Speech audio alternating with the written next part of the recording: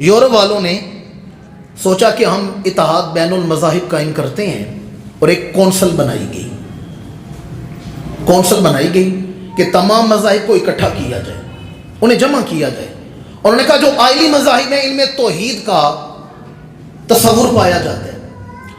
سارے عیسائی عیسیٰ کو اللہ کا بیٹا نہیں مانتے، کچھ عیسائی فرقے ایسے ہیں جو عیسیٰ کو اللہ کا نبی مانتے ہیں، وہ بھی کہتے ہیں لم یلد ولم یولد۔ سارے عیسائیوں کے عقیدے شرک والے نہیں، جو اہل کتاب میں توحید کے ماننے والے ہیں نا، اس اہل کتاب عورت سے مسلمان مرد کا نکاح ہو سکتا ہے، اور جو عیسیٰ کو اللہ کا بیٹا کہیں اس عورت سے مسلمان مرد کا نکاح نہیں ہو سکتا۔ توجہ کا طالب ہوں، انہوں نے کہا یہودی بھی کہتے ہیں کہ الہ ایک ہے، ان کے ہاں بھی توحید کا تصور پایا جاتا ہے، اور مسلمان تو کہتے ہیں یہ اللہ تعالیٰ وحدہ لا شریک ہے۔ یہ آئلی مذاہب ہیں جنہیں اتارا گیا، آئلی کا مطلب ہے نازل کیا ہوا دین۔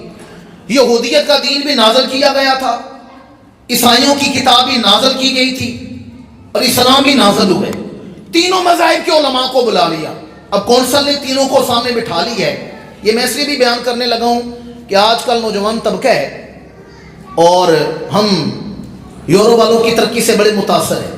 میں نوجوان بیٹوں بھائیوں کی توجہ کا طالب ہوں۔ کونسل میں سب کو علماء کو بٹھا لیا گیا اور ان سے کہا گیا کہ یہ بتاؤ کس نبی کا دین نافذ کرنا چاہیے، تم کس کے پیروکار ہو؟ یہودیوں نے کہا ہم موسیٰ علیہ السلام کے پیروکار ہیں، عیسائیوں نے کہا جناب عیسیٰ کے پیروکار ہیں، اور مسلمانوں نے کہا ہم سیدنا محمد الرسول اللہ کے پیروکار ہیں۔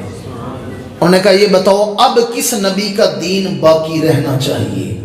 توجہ کا طالب ہو، اس سے پہلے کہ مسلمان علماء جواب دیتے، میرے جیسا ایک طالب علم بھی پیچھے بیٹھا تھا، اسے کہا جس کا معجزہ زندہ ہے اسی کا دین باقی رہنا چاہیے۔ سمجھے نہیں میں کیا کہہ رہا ہوں؟ جس کا معجزہ زندہ ہو اس کا دین باقی رہنا چاہیے۔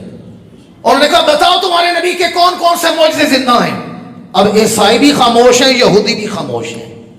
حضرت سلیمان کے معجزے ہیں، قرآن میں ہم مانتے ہیں، پر آج اگر کسی کے پاس تخت سلیمان کسی کو مل جائے وہ ہوا میں پرواز تو نہیں کر سکے گا۔